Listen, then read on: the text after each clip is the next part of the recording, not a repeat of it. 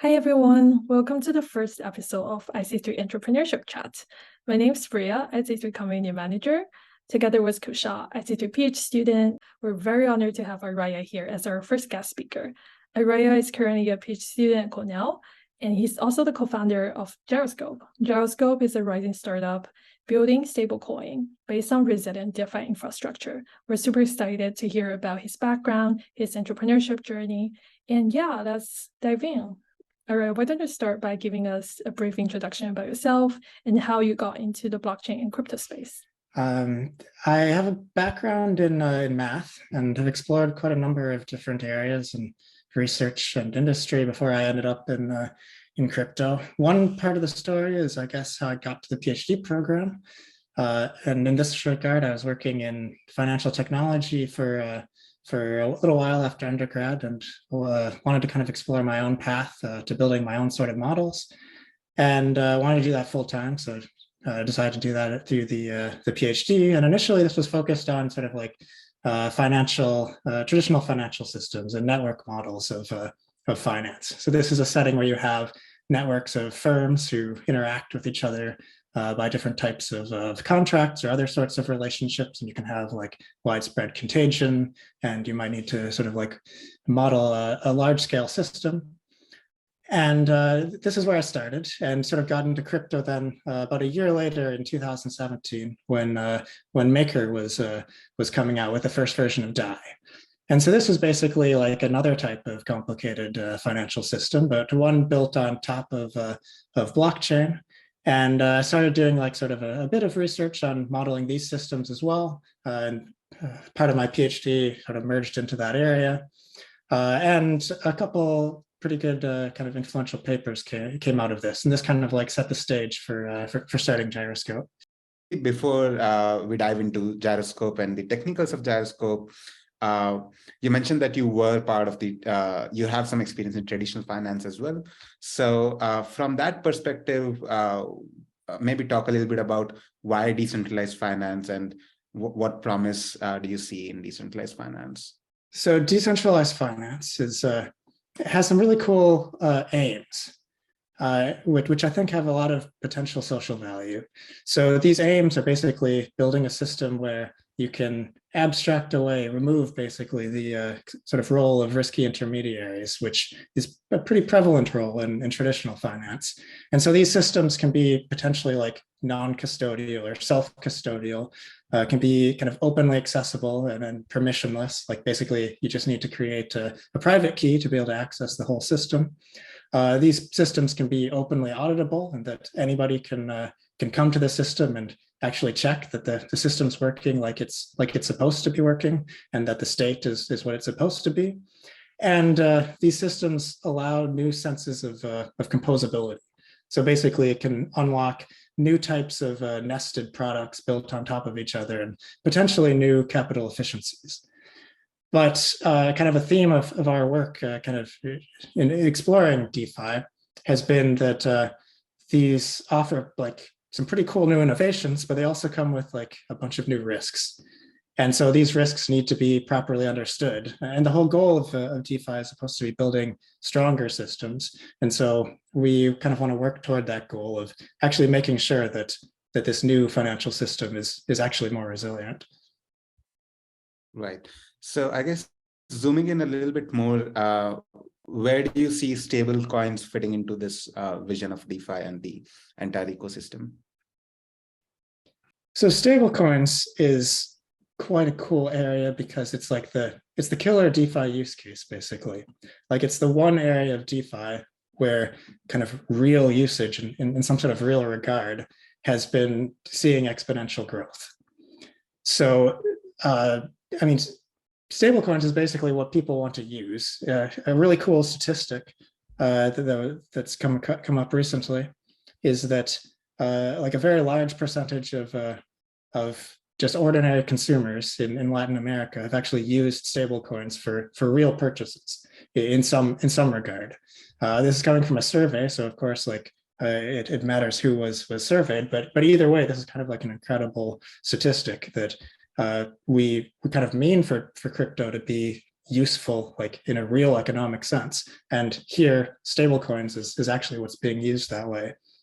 I guess before we dive more into the journey and the co-founding of Gyroscope, maybe if you had to just give us some key advantages of Gyroscope over, the existing landscape, and kind of like an elevator pitch, what would that be? When we approached Gyroscope, it was basically from the perspective of, we've done the research on other types of stablecoin mechanisms, and we've kind of characterized the different risks and different mechanisms. And what we wanted to make was basically a new third approach to making a stablecoin, one that's not like a centralized stablecoin that more resembles something like e-money, and one that's also not an algorithmic stablecoin or something that we've called based on like endogenous collateral, kind of where you have backing for a stablecoin, kind of, but it's kind of like circularly valued. It's an asset that was designed to be collateral for a stablecoin and kind of is subject to a collapse risk.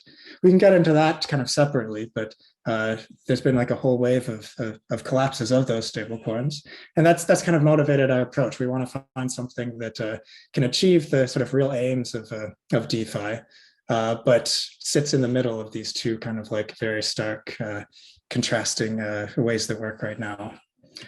And how we approach this then is that we basically identified the main problems facing like decentralized stablecoins today. So systems like DAI that try to be like this middle approach today, and then try to solve those problems. So I can just walk through like a high level what we see these problems as being.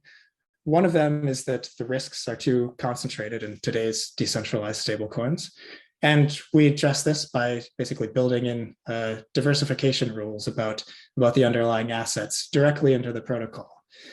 Another big issue is that governance is too slow. And if your stablecoin's relying on governance to basically react to market conditions, that's a real security issue. And also these systems tend to not scale very well. And so we've addressed that by designing what we call the dynamic stability mechanism. This basically automates a mint and redemption mechanism to achieve kind of desirable properties with regard to risk, but also means that the system can kind of like scale automatically and also doesn't need governance to step in and tell it how to set risk parameters in the short term. And another big issue that's come up, including like just recently last month, all of these issues have actually manifested last month, as it turns out. But another one is the Oracle systems. It's kind of like a weak point of basically every stablecoin, in that either there's some sort of like single point of failure, or in some kind of more egregious cases, prices are basically hard coded into the protocol for certain assets. And how we've addressed this is we've built a new redundancy mechanism around incorporating data price feeds. And this kind of like builds on top of systems like Chainlink that already do a fair amount of the heavy lifting, but kind of gives you some extra guarantees on top that actually the price data you're getting is consistent with other prices, or else like raises a red flag that you might want to do something differently now. And the final area is basically thinking about how do you get liquidity for a stablecoin, and especially how do you get liquidity when it comes to crisis events. And what we've been seeing, a great example is, again, last month, is that decentralized liquidity in the way it's structured today basically dries up during any sort of turmoil. And this makes it very hard for liquidity providers to kind of control their risk exposure throughout crises, and as a consequence also makes it very hard for anybody to swap between stablecoins because the liquidity dries up. And we have a solution for this too that we designed, which is centered around a special type of network of concentrated liquidity pools that we've designed. Cool. We can dive into these details, but why don't I hand it over to Bria to ask some more questions about the founding of Gyroscope. Yeah, thank you, Kushal. So now we got a better understanding about Gyroscope. We're also curious about what exactly inspire you to co-found this company? That's a great question. So I would also kind of hook it in with our research, I suppose, as kind of like the initial spark. Yep. Basically, we've done sort of the groundwork about, hey, here are the risks of different types of mechanisms, but we didn't really want to stop there.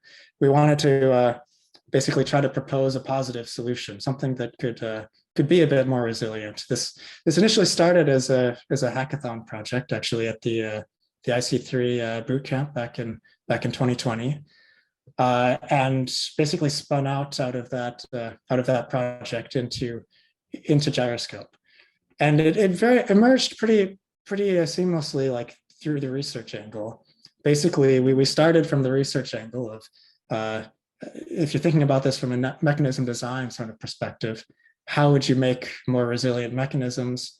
First, like, yeah, what are the problems? What's the setting? And then sort of how people are actually going to interact with this sort of mechanism in a coordinated way, and then sort of propose new solutions and start like actually testing those solutions in the wild. Another kind of side to it has also been like the usability angle of basically designing something that real people could actually use. So not something that's like too hyper complicated. It's like complicated where it needs to be is the idea to make incentives work, but otherwise it's kind of like as seamless as possible to actually interact with. And so that's been quite motivating, both of those sort of angles around actually implementing something that you can actually deploy and that people can actually use. Yeah, it's really great to hear the connection between IC3 and Gyroscope. So given you're also involved in academic right now, how do you see academic research play a role in the industry? So in DeFi, there's been a tendency to kind of shoot from the hip at the beginning, basically rush a product out that kind of cuts a bunch of corners, or you find out that it cuts corners really after the fact. And it leads to a lot of predictable crises, basically. And that's just a bit unfortunate in a space that's supposed to be about making more resilient financial structures. And so this is really where I see the role of research, is basically course correcting this, doing the low level work about how do you actually design these things, what can go wrong in these sorts of things, and make sure that the space is actually on track for achieving its goals, making actually more resilient systems that have the desired properties. Being a PhD student is not easy, and now you're also assuming the responsibility of being a startup founder. How do you like navigate the transition, and also how do you balance these two responsibilities, and what are the key lessons you have learned along the way? I started pretty early with the mindset of basically wanting asking the question what I wanted to achieve with a PhD, I suppose. And the answer at the beginning was something kind of solving some real problems, I guess, for real people. I eventually kind of like came on the area of crypto and stablecoins in particular about this. But the goal with the PhD for me was having something to show at the end of the day that was basically a stronger system that you could actually build out more, probably as a startup, and then it really did turn into a startup. And my path to the PhD has been guided by this quite a bit. So partway through the PhD, I also did the Cornell Commercialization Fellowship and a program called the NSF I-Course, which is basically like a very in-depth program of doing customer discovery around the technology you've been building for your PhD. And basically, the aim of this program is to get PhD students thinking about how they could actually form a business using what they developed for the PhD. And it's kind of like an NSF program to kind of like get people thinking about this, sort of make a more defined pathway from academics back into innovation and industry, really. And so that was like quite an in-depth semester and summer, actually, back in 2019 that I did that. It involved quite an in-depth program of basically interviewing over 100 like different people throughout crypto, and basically trying to answer questions about how do people actually use this technology, what are like actual scalable business models around this sort of technology, and what are the actual core problems that people face, and how can your technology actually help to solve this? So this has also shaped quite a bit kind of how I've approached the decision around like, you know, what research is actually actionable, what research can you actually turn into to a product that people want to use, and that led into why we did the IC3 Bootcamp project in the beginning, and why kind of like I met my co-founders who had kind of similar ideas and similar views, similar aims of what they wanted to do. In fact, I also participated in it, and that was a great event, and surely that helped you kind of also find other people, launch the protocol. So maybe before we go into what is the journey of launching this protocol, you mentioned that you did this semester-long intensive course. And if you can just talk a little bit more about like what were the concrete, interesting findings there, that would be great.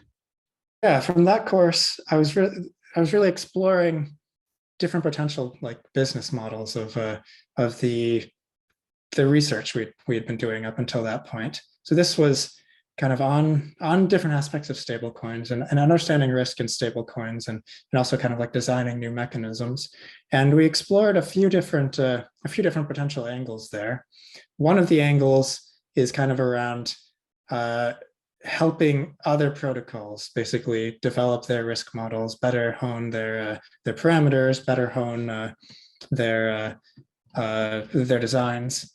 This is sort of something that Gauntlet really ended up taking off with, but it really ended up from my perspective becoming a bit like consulting, and not necessarily like a scalable model. And the more interesting sort of model was actually kind of building your own mechanisms and getting them actually to work in the wild. And if the mechanisms could be used then in a scalable way, it becomes like a potentially larger kind of market to access. Kind of, it becomes like the whole market for new types of money, as opposed to just like consulting work for companies. But I think both are really quite interesting and kind of have good application in the crypto space today. But yeah, that was kind of like the overall idea of the program, is basically honing in on what different business models can be, and kind of like making hypotheses about how people are actually going to use the product, and actually going out then and talking to those people and finding that they actually want to use it that way, or maybe they don't, and you need to make new hypotheses about what your product actually is. That's so fascinating that you were able to transition from academia to industry so well. So maybe talk a little bit about what entails, building and launching such a protocol. There are so many other things like raising fundings. You recently raised funding and so on. So just walk us through that journey of actually launching your protocol. Quite a process to get to launch for a new protocol. So our process had quite an intensive research process at the beginning, and it was also fairly hand in hand with the development process as well, because when you're making new mechanisms, especially when it runs through smart contract implementation, there's certain limitations basically of the implementation side that you have to build into your design, because you need it to be basically runnable in like a severely constrained computational environment of the EVM.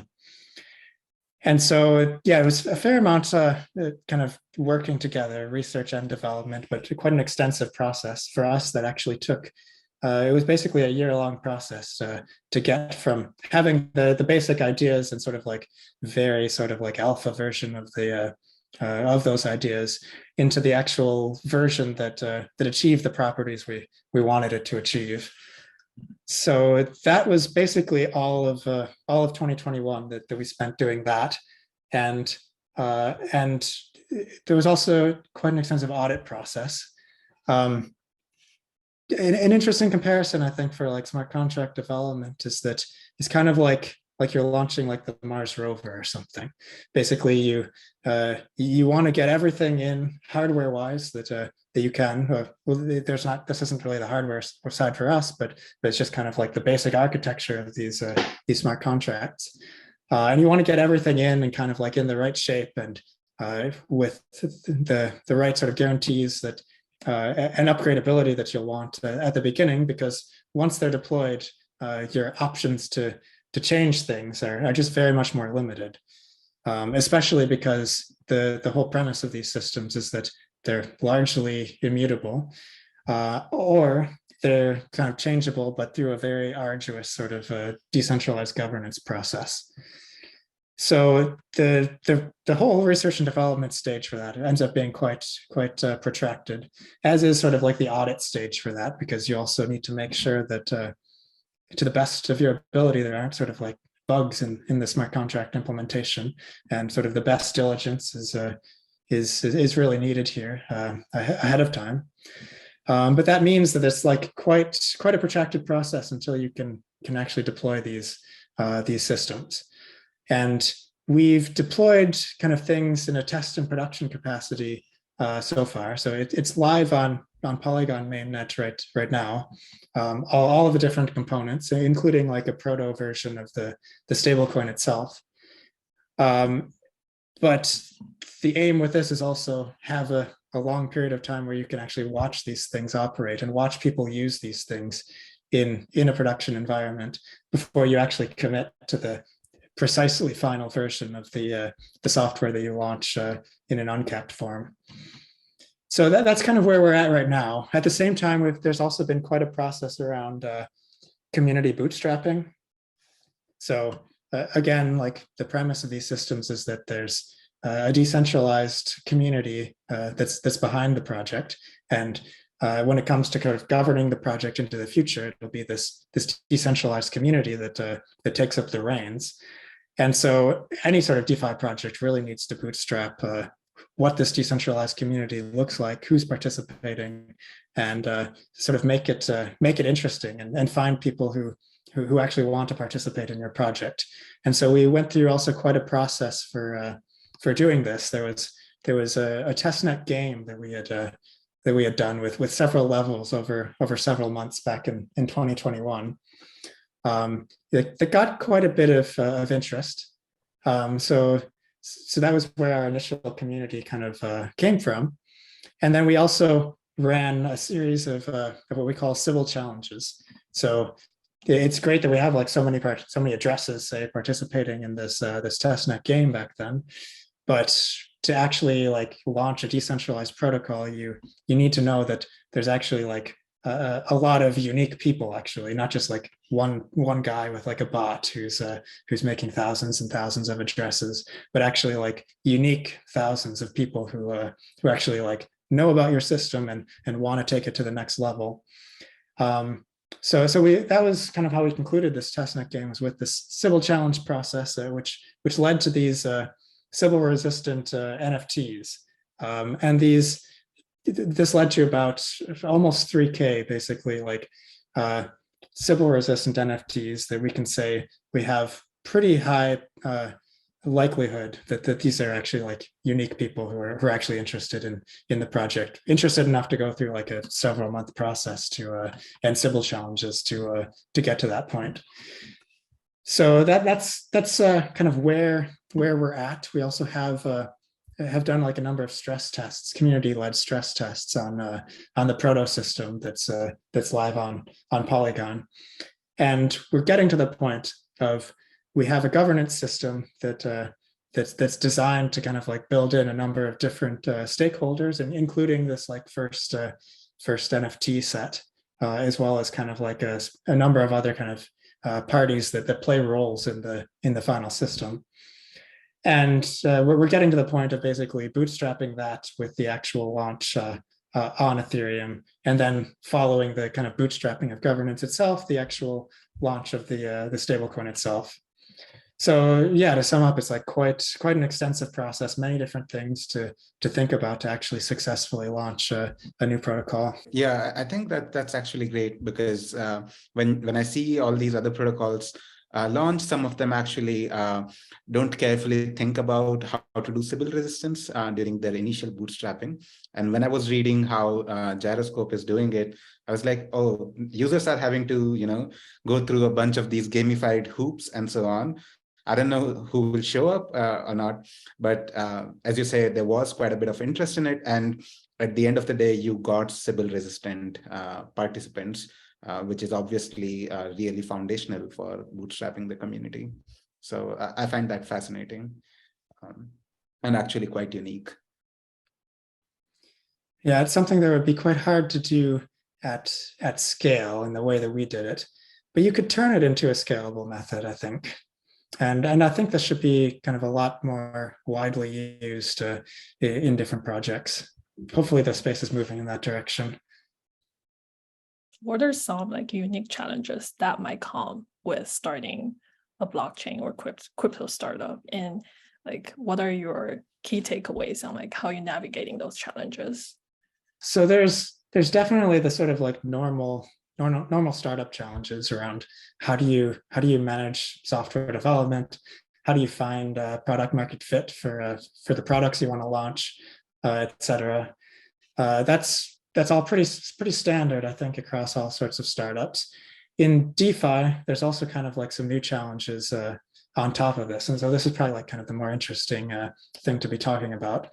So in particular for DeFi, it's like a pretty new space. There aren't as many people who've gone through the path of making DeFi products, of making successful companies in DeFi, and business models for DeFi are also like quite early stages. It's not really clear necessarily how different projects and different companies are going to long term like actually monetize these products and make sustainable businesses. And so the space is kind of wide open. And then there's also sort of like a lot of other challenges. There's altogether kind of less you can take off the shelf, I guess. More you have to like build from the ground up, and so it makes it a bit more challenging. And so that on top of sort of like what we were talking about before about the extra challenges of development in a smart contract system, makes it a pretty challenging thing to get these sort of protocols off the ground. Yeah, and I think one of the challenges, obviously, that's unique to DeFi and blockchains is also like navigating the regulatory environment. And if you can just maybe touch a little bit upon that briefly about how you navigated that, what are the challenges there? Yeah, that is a great question, a very timely question. It's really hard to say exactly how the regulatory space is going to shape up here. There's a lot of uncertainty about what it'll look like, and also how applicable the different types of regulation, when they do come out, how applicable they'd be to kind of like true DeFi protocols. So protocols where there's not necessarily like an issuer of certain assets, but it's more like kind of decentralized software that's out there and people can interact with, and has sort of like if it has governance at all, it has like a decentralized governance sort of process. So it's quite uncertain, I think, what'll happen. There are sort of like legislation proposals and different frameworks that are kind of like being proposed and underway, both in the US and in the EU too. Also in the UK, where there's like some optimism recently about maybe taking a more kind of innovation-friendly approach. But all of this, like, it still remains to be seen what exactly is going to be proposed and what exactly is going to be adopted. And then even once sort of like the frameworks are set, how exactly they're going to be applied in different circumstances. This is all largely speculative at the moment. But I think there's reason to hope. So the hope in my mind is basically that you'll have regulatory developments that take into account the opportunities of true DeFi, and then kind of take this into consideration. So in particular, like hope that there could be like a third way allowed in different regulatory approaches that's between this like fully collateralized, fully centralized e-money sort of like money market sort of like approach to stable coins, and so something that's between this and between this sort of like Ponzi like algorithmic stable coins where there's like no backing at all. It's certainly not through like it could be done through in a decentralized way, but it's all kind of meaningless because there's nothing substantial in the system at all. And so yeah, I'm hoping for like kind of like this third approach will be kind of like open in some regulatory settings, and that we could really kind of have and develop something that looks like non-custodial and transparent money. Right. I wanted to dive a little bit deeper into Gyroscope, its future, and maybe some things about, again, interaction between academia and industry. So if you can just talk about the unique governance approach of Gyroscope, that would be great. So we have a new form of governance. It's largely inspired by many of the things that Element was doing with their council protocol, but also kind of builds in a number of new features that help to align the incentives of governance to actually be like in the best interest of the actual users of the protocol. This has been like a research topic as well from my PhD of basically what are governance sort of risks in these systems? How do you model these sort of risks? And then also, how do you design better mechanisms that correct the problems that we were finding in those models? And so this governance system we've developed is largely inspired by that research. And so what we built and it's just come out of audit now actually, and is kind of in the internal testing stage before we kind of launch it in a first capacity for external testing. What we've built is a system that's multi-stakeholder.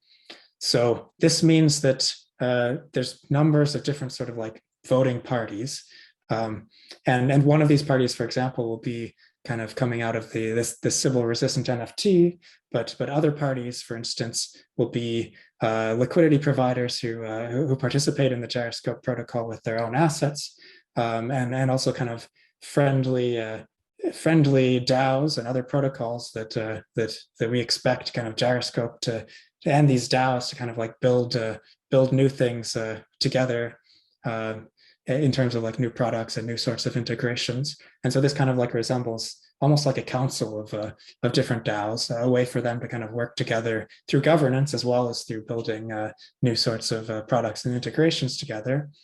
And one of the like primary aims of this multi-stakeholder system was that it's not purely plutocratic. So it's not like only a token holder sort of voting power setting, but instead you have voting power able to be distributed in some ways where it's not tied to how much assets you actually control, but is instead tied to if you're a unique person, you can get some sort of voting power.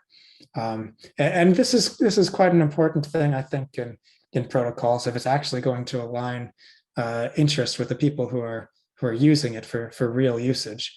And also it's worth pointing out that like Optimism has something like this today as well. So we drew some inspiration from that as well. There's a couple other mechanisms I think are worth highlighting here. One of them is what we call optimistic approval. And this is basically at a high level, a means to also put power into the hands of actual stablecoin holders and transactors to signal like what the vision of the protocol is actually, and to basically put restrictions in place about what sort of governance upgrades can be possible if certain signals are up.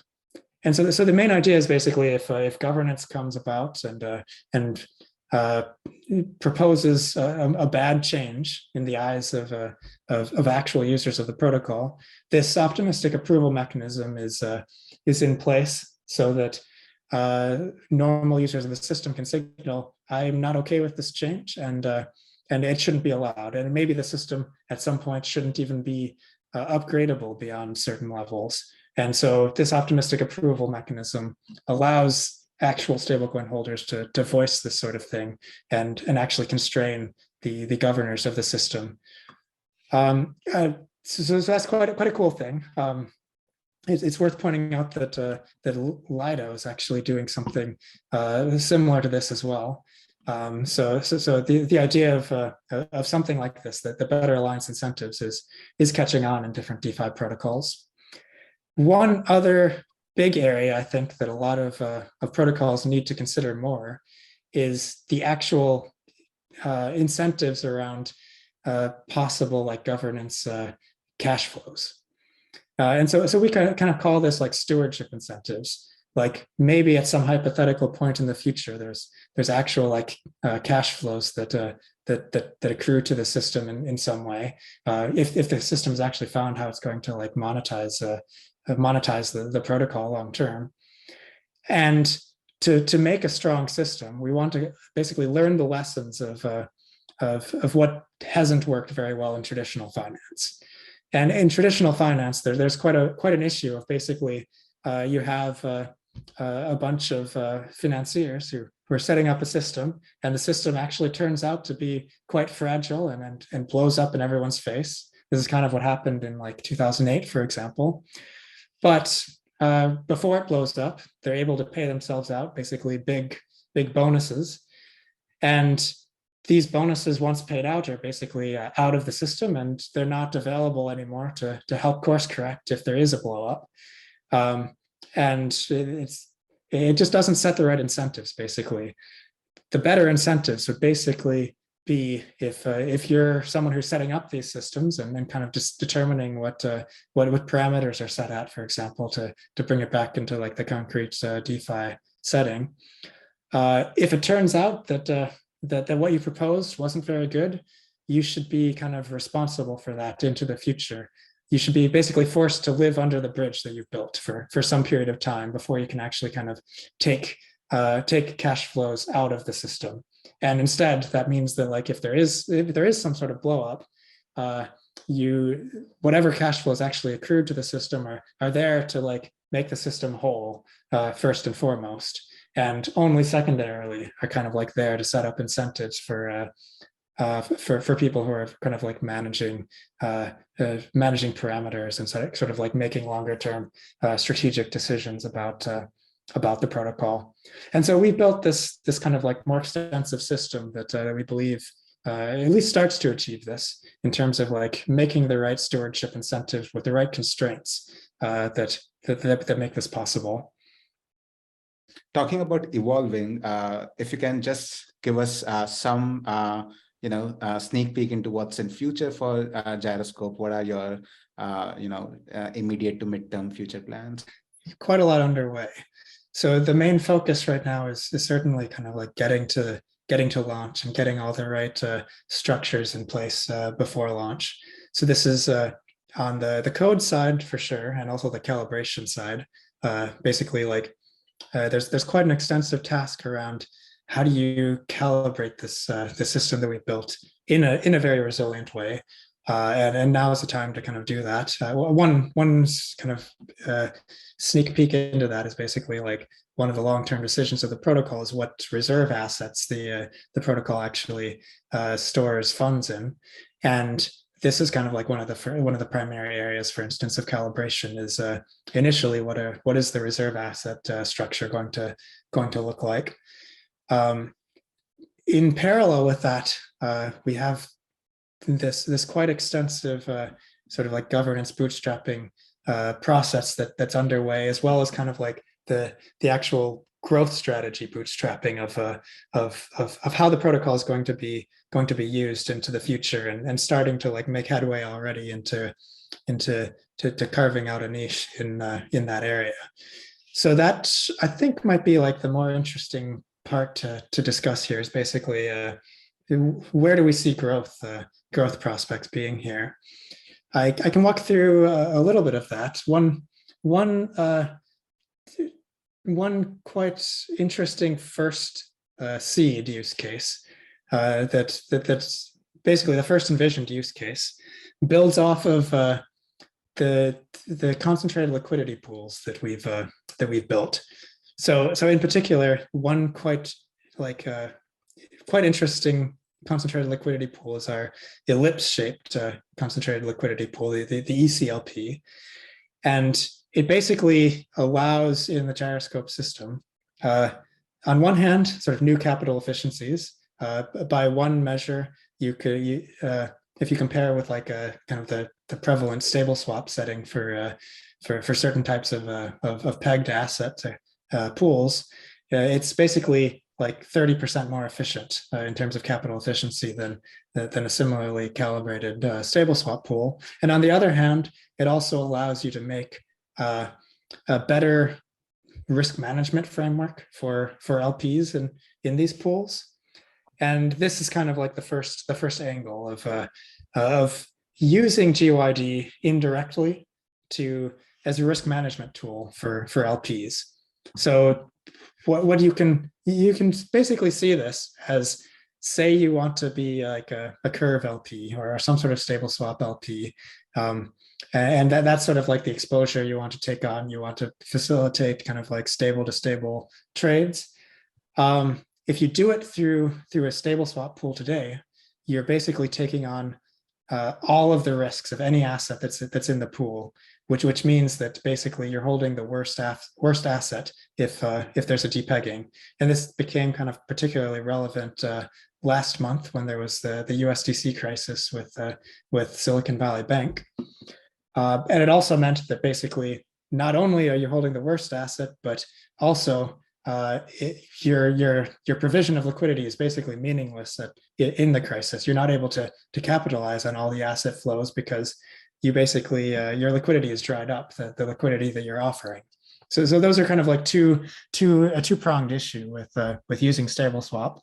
And what we've designed is basically a risk management framework where you could, instead of participating in a stable swap pool, you could participate in a couple of different Gyroscope pools and basically get the same sort of like potential yield exposure in terms of like being able to offer stablecoin liquidity and earning trading fees from doing so, but without all of these risks, and also with like being able to maintain actually offering liquidity and being able to capitalize on these large flow movements when there are crises.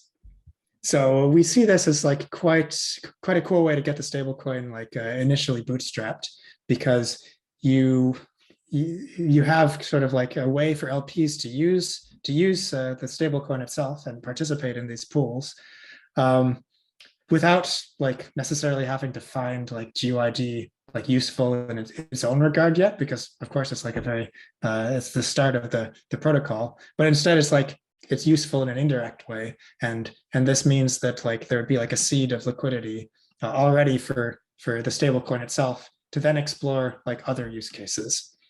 And the other use cases are also like quite interesting. I won't go into as much of depth, but just to mention a couple ones.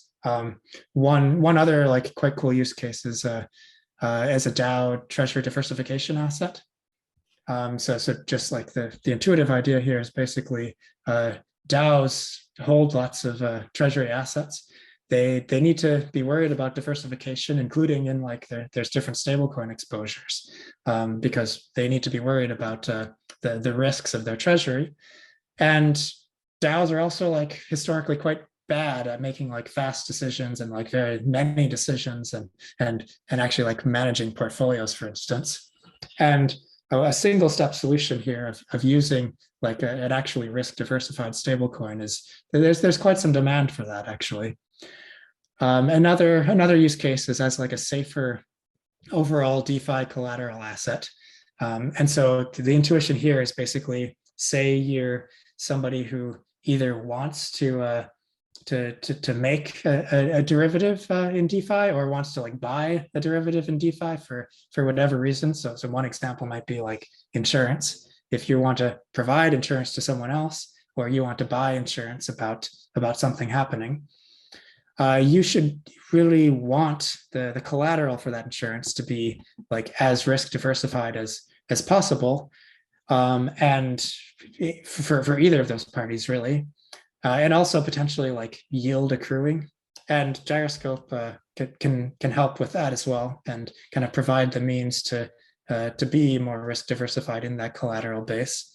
It's more of a longer term sort of like thing to build these into like the very large scale DeFi protocols. But I'm quite optimistic that at some point there'll be like kind of a turning point about what collaterals can really be used and is demanded to be used in these sorts of systems, and that the stablecoin we've designed will be kind of ready to go, the go-to asset basically at that point.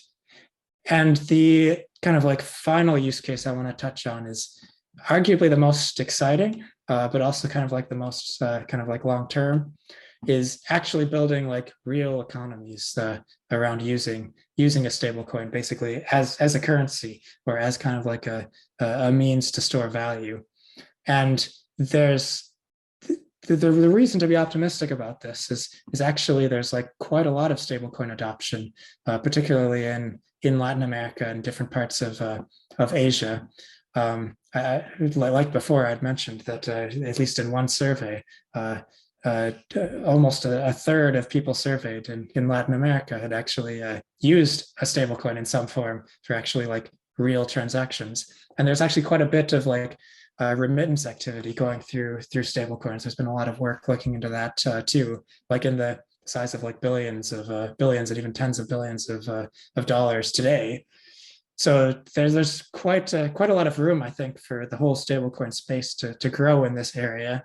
And the way I'm quite interested for Gyroscope here is that it can grow in this area in two ways. One is like directly, like maybe people will end up using GYD, the Gyroscope stablecoin, directly for these sorts of things. But even if that doesn't grow like itself, GYD, through its role as like a safer collateral asset for DeFi, can basically become like the backbone that lets the apps that actually do end up getting traction in this area can provide the means and backbone for those apps to actually be like decentralized and work with like actually decentralized assets.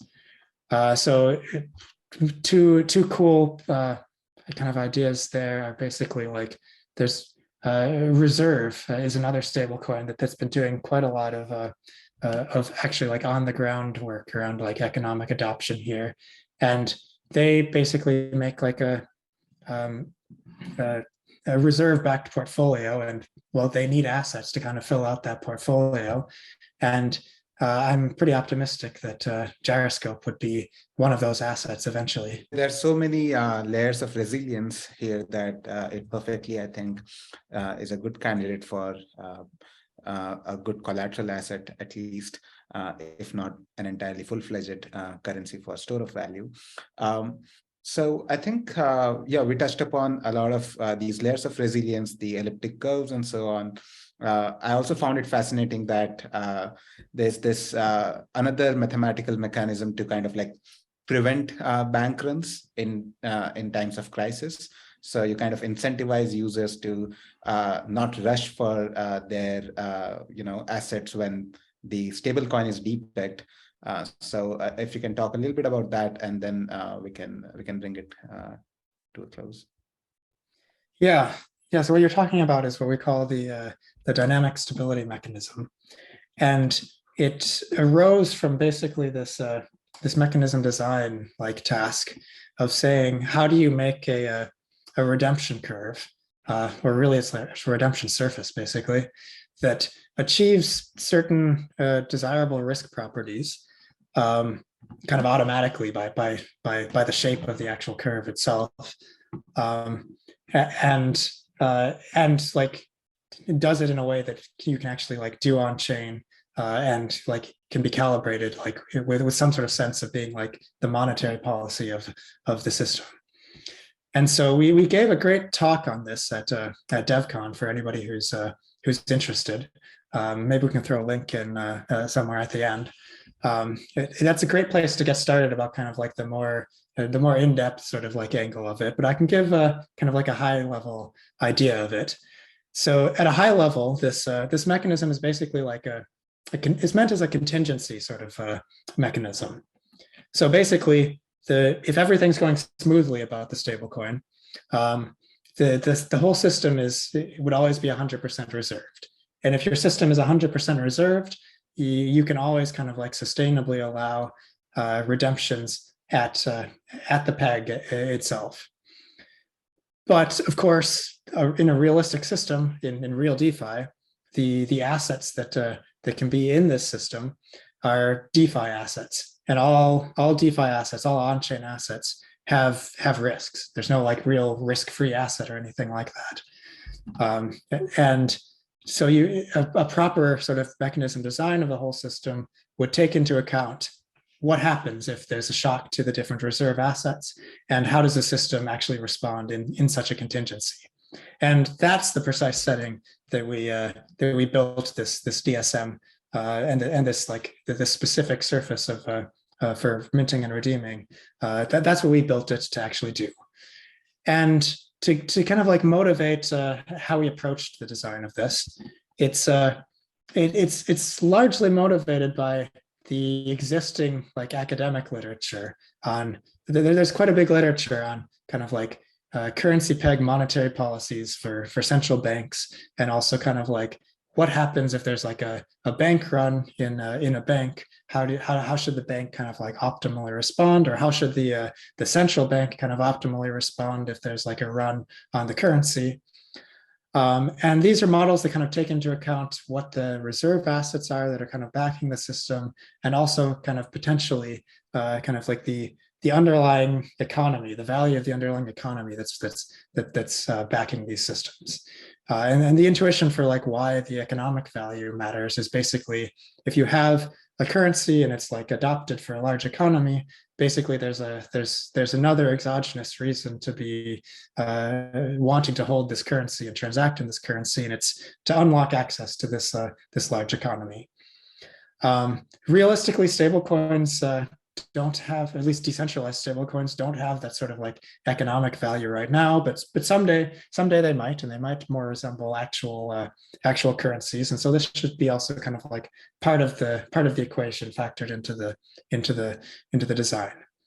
And so the design challenge was basically translating what works well in these kind of like very academic models of these systems, and translating it into an actual real world system that's, one, in DeFi, and two, kind of like is actually a continuous model. It's not like a one-off sort of like a one-off setting where you have certain things and the bank, the central bank can see what other participants are going to do and then act accordingly. But instead, this is actually like a continuous system. The system needs to figure out how it can respond to things as they unravel continuously. So some people might decide something now, but you might not be able to see what people will decide in the future. And it's a multi-period problem, basically. And so the DSM was basically this design task of making something that takes advantage of the knowledge that we have already and transposes it into this realistic setting. And the intuition for it is basically for the end result is basically if you have a shock to the reserves, you're already in this contingency setting. It means that you're under reserved at this point, and there's some sort of like idea of normal redemption flow, and you can design the system, you can calibrate the system to allow this sort of like normal redemption flow. But after this normal redemption flow, you enter this like contingency setting, and basically this is if abnormal like flows are achieved, which basically means that it tells you some information about the economic value of your system. If the economic value is low, you've entered this abnormal flow area. And basically the system knows that it has to become sustainable, and has to put in place like risk management measures. But if you're before that point and you're in this like sort of small area of normal redemption flow, potentially like the users of the system can coordinate on both the tangible value of the system in terms of the reserves, as well as sort of the intangible value of the value of actually having a common currency together, and can potentially coordinate to maintain the peg even in this like sort of setting, in this like small area of the redemption curve. So the high level idea that you should take away from this is basically, maybe optimistically, that the system can remain pegged in this sort of setting. But even if it doesn't remain pegged, you get these extra safety guarantees about the system always remains sustainable. Nothing too bad is going to happen. It has certain risk properties that kind of avoid it going into like a spiral to zero, basically. And this is basically the best you can do in an automated sort of way. And that's what we set out with this design. Interplay of existing research and putting it into production, that gives me the perfect segue to my last question, which is, in your opinion, what do you think are like the most relevant directions for academics to pursue in terms of open research problems or research directions that would be most fruitful for advancing the industry? There's a lot of open research. We have a DeFi SoK. So it's a little bit old now, a couple of years, but it outlines like a kind of a schedule of different types of challenges. So that could be one place for like for viewers to go next. But let me give you a couple of places that I find particularly interesting. So one is around, and these are actually largely like, of course, what we ended up pursuing, because I mean, of course, we're going to be a little bit biased to what we find to be the most interesting. One is around Oracle directions. We think we've made quite a move already in this area with our consolidated price feed, but there's a lot of other sort of like interesting directions to go here, and basically to make the Oracle space a bit more robust. One quite interesting thing that we explored a little bit, but like could really be explored quite a bit more, is basically other sources of on-chain information that have price signal in them. So we just put out a very preliminary paper on this that basically says, it has this hypothesis that there's a bunch of markets that take place natively on chain. So some concrete examples of this was like originally like the mining market back when Ethereum was proof of work. Now the validator market basically for proof of stake. Also the gas market for like transaction fees, as well as other DeFi protocols that form their own markets around different types of products. These are all like the people who make decisions about these markets.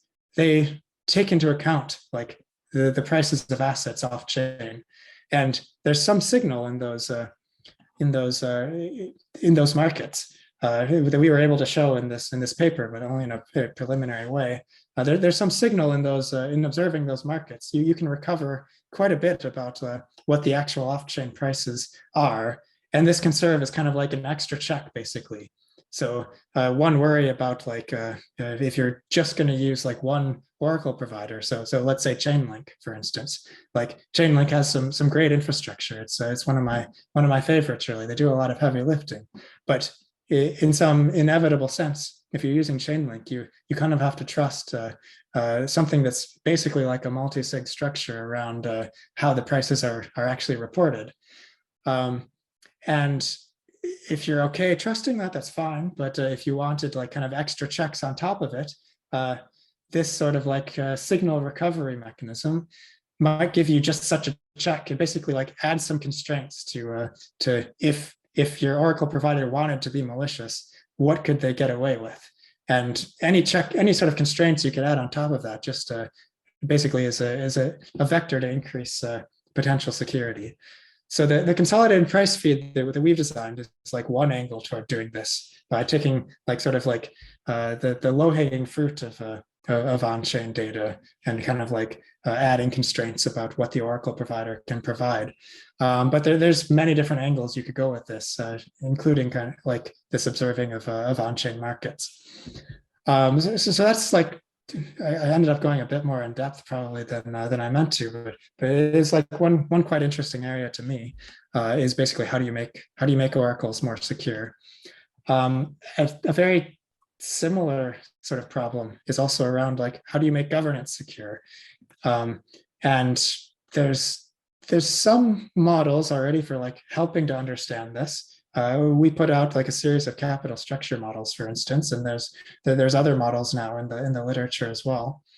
But this should also be like kind of a new focus. Is basically how do you minimize like not only like things like Oracle extractable value, or also like another popular term, of course, is like minor extractable value, or like maximal extractable value, I suppose, is the more used term now.